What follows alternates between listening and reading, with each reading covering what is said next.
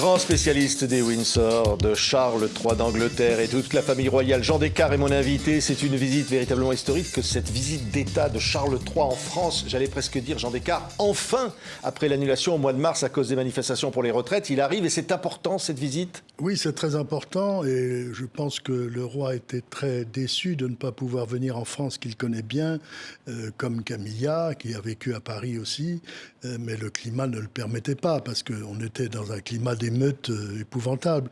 Donc, ben voilà, Oui. depuis un an, il est sur le trône. C'est une fonction symbolique, d'après les Français, un roi comme ça aujourd'hui, mais qui est très importante parce que c'est la figure dominante du pays, c'est l'état d'esprit du pays. Oui, mais vous avez l'impression, Jean Descartes, qu'en France, on l'attend. Vous avez l'impression qu'en France, il est populaire. Je pense que c'est une curiosité d'un certain cas, parce qu'il y a toute la notion de spectacle, dans le bon sens du terme, avec des guillemets, qu'a donné le règne d'Élisabeth II, puisque depuis son couronnement qui avait été télévisé, où elle avait eu cette audace à l'époque, en 1953, la monarchie britannique est un spectacle dont nous suivons les soubresauts, les apparitions, les drames, les bonheurs, etc. C'est pas folklorique un peu, c'est réel. Non, ce sont des traditions où par exemple, c'est Londres est la ville où les chevaux sont les plus importants à notre époque, parce qu'il y a les relèves de la garde, il y a les régiments, etc., les carrosses, c'est très important à Londres. Nous avons la garde républicaine qui est importante, mais il y a beaucoup plus de chevaux dans le protocole, si vous voulez, royal à Londres. Oui, mais 2 jours, j'allais dire seulement, pour une visite d'État, c'est très peu, très court, pour aller à Paris, à Bordeaux. À Bordeaux, il y aura une soirée de gala à Versailles, c'est important, comme il y avait eu pour sa mère Élisabeth II. Non, c'est la suite d'une tradition. Il faut bien rappeler que Élisabeth II était venue en tant que princesse héritière après son mariage avec Philippe en 1947, et puis elle était revenue en souveraine. C'était son premier voyage en tant que souveraine, accueillie par le président Coty, et c'était la dernière fois qu'on avait tiré 100 coups de canon aux Invalides pour la visite d'un chef d'État. Oui, il aime la France, Charles. Il aime beaucoup la France, Vraiment. il parle très bien français, il adore les vins français, la cuisine française, la littérature française, etc. Et voilà, donc il a dû être très déçu de cet éloignement forcé à cause de l'agitation sociale chez nous. Oui, on se demande est-ce qu'il va aller, par exemple, se recueillir là où Diana est morte, au pont de l'Alma. Je ne pense pas, parce que sa belle-fille, il a quand même beaucoup donné. Et puis, Charles n'est pas Harry, qui, lui, a refait les pèlerinages, si je puis dire, du pont de l'Alma. Pourquoi il ne ferait pas Charles? Malsain. Bah, oui. Écoutez, on est passé à autre chose maintenant. Ça ne veut pas dire qu'il n'aimait pas... Diana, ils se sont quittés, ils ont divorcé, etc. Mais enfin bon, on est passé à autre chose. Oui, mais néanmoins, il y a quand même peut-être une charge symbolique. Elle est morte ici à Paris, Diana. Oui, elle est morte à Paris, mais vous savez, depuis, son image montre qu'elle n'était pas aussi parfaite qu'on a bien voulu, qu'elle voulait bien le dire. Elle était surtout très médiatique. Elle faisait des apparitions en convoquant les caméramans et les photographes, je m'en souviens comme journaliste. Elle n'arrêtait pas, elle existait par l'image. C'était une relation très malsaine avec la presse, parce que ça n'arrête pas. C'est comme ça qu'elle a fait elle a validé des faux documents sur l'émission Panorama à la BBC, sans faire attention. Oui, mais au fond, vous êtes quand même... Au fond, ce souvenir demeure. La France est vécue aussi dans certains cultes à l'égard de Diana. Oui, bien sûr, parce qu'elle est morte à Paris, etc., dans un accident invraisemblable. Mais enfin, bon, si vous voulez, on ne peut pas continuer à être perpétuellement dans le passé, d'autant qu'on sait que, bon, c'était pas... aussi exactement ce qu'on a raconté. Bon, Dodi Al-Fayed, paix à son âme, était lancé dans des trafics de cocaïne, ce qui fait qu'on ne sait pas pourquoi ils sont partis à 0h10 du matin du Ritz. C'est quand même très curieux comme horaire de rendez-vous. Enfin, il y a un tas de choses, si vous voulez, qui ne sont pas claires ou qui sont devenues très claires. Maintenant, bon, Charles, Camilla, c'est l'histoire d'un amour insensé qui a commencé dans les années 60, voilà. Oui, mais donc il trompait Diana d'une certaine façon. C'était... Oui, mais enfin... Pas tout le temps, si je puis dire. C'est très compliqué. Je vous renvoie à mon livre. Parce que Camilla, bon, à un mariage elle espérait, elle, que Diana serait heureuse avec Charles, mais ils n'étaient pas faits pour être ensemble. Charles est un grand lecteur, c'est un homme très cultivé. Et il m'a reçu à Édimbourg et ses appartements, c'était vraiment le monde des livres, le monde de l'écrit, du savoir. Diana ne lisait pas du tout, ça ne l'intéressait pas. Elle apparaissait. Oui, mais ça vous a ému la mort du père de Dodi Al-Fayed récemment? J'ai vu, oui, pratiquement le jour anniversaire de la mort de son fils. C'est assez bouleversant. Oui, c'est un homme qui méritait le respect?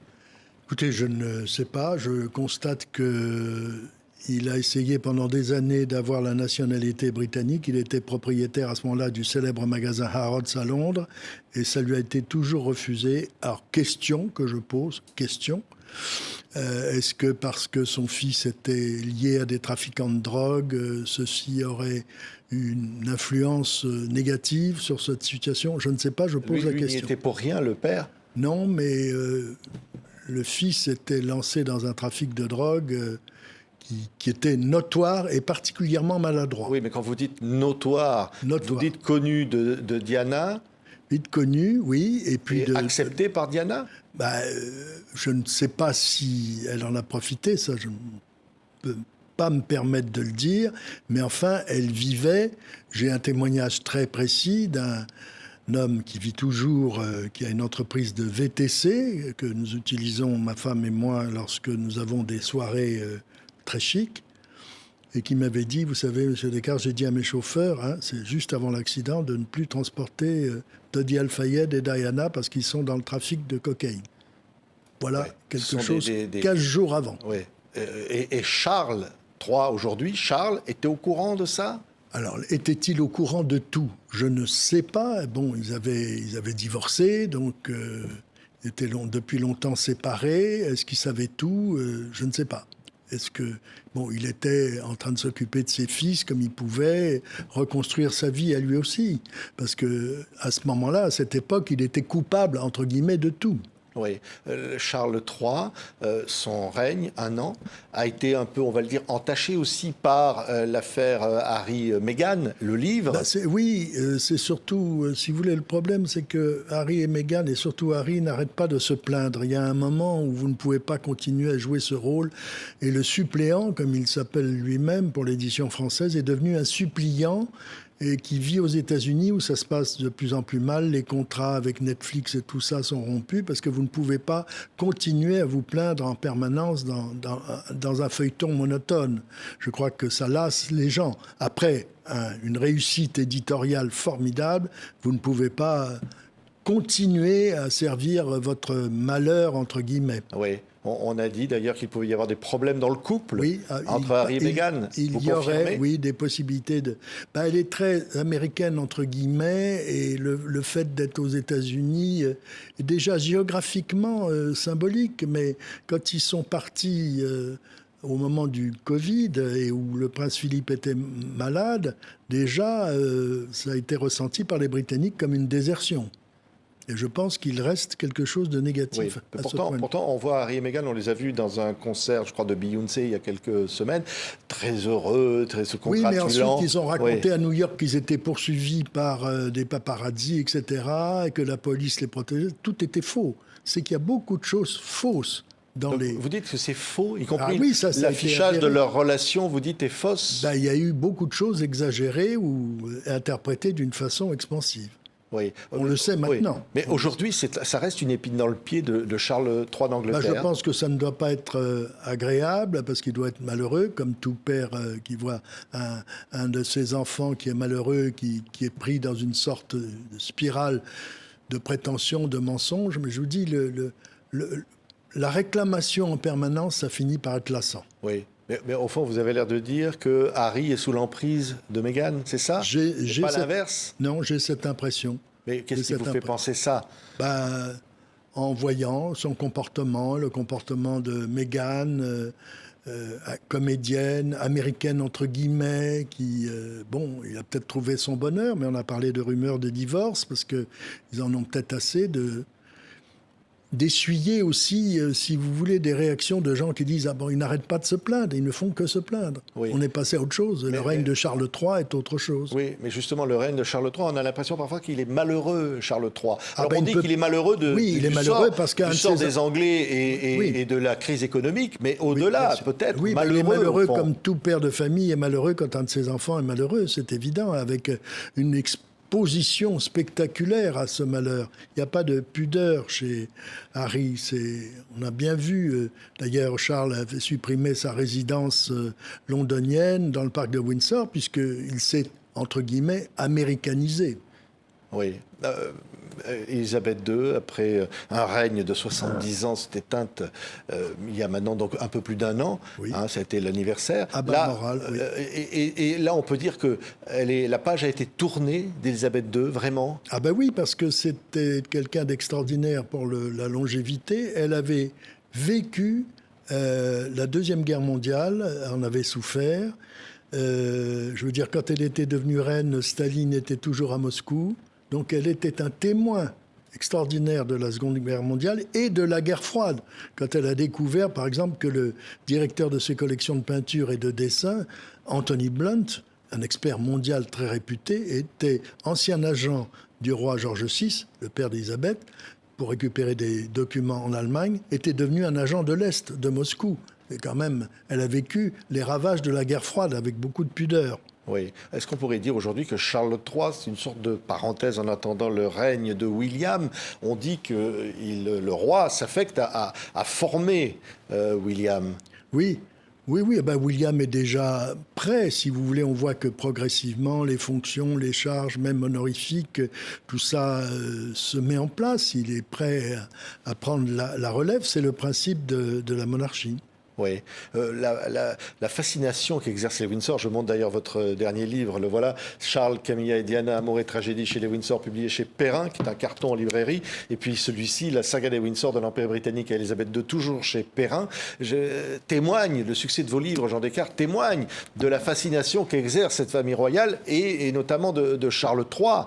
Mais au fond, il est devenu aujourd'hui beaucoup plus grand qu'il ne l'a jamais été. Il a, j'allais dire, porte les habits de sa fonction à présent. Oui, mais si vous voulez, il a vécu des années d'attente, des années où il a été considéré comme un homme épouvantable, horrible, où il vivait avec Sainte Diana. L'image s'est inversée, on en sait plus aujourd'hui.